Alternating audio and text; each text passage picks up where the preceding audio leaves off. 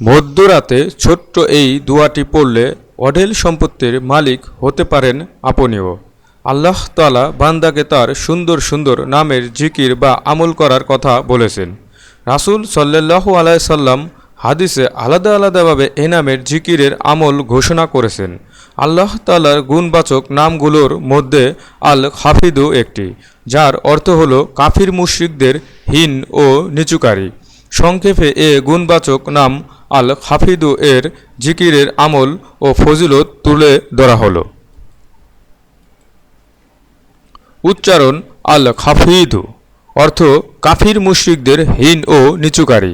আল্লাহর গুণবাচক নাম আল হাফিদু এর আমল ও ফজিলত: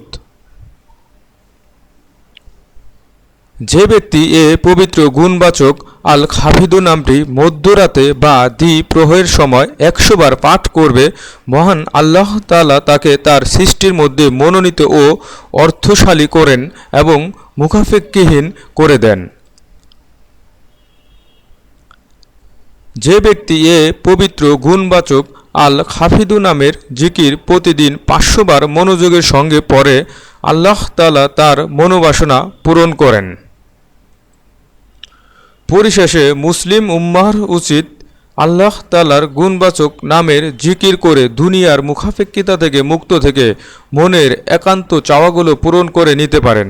আল্লাহ তাআলা সবাইকে নিয়মিত এ গুণবাচক নামের জিকির ও আমল করার তৌফিক দান করুন। আমিন।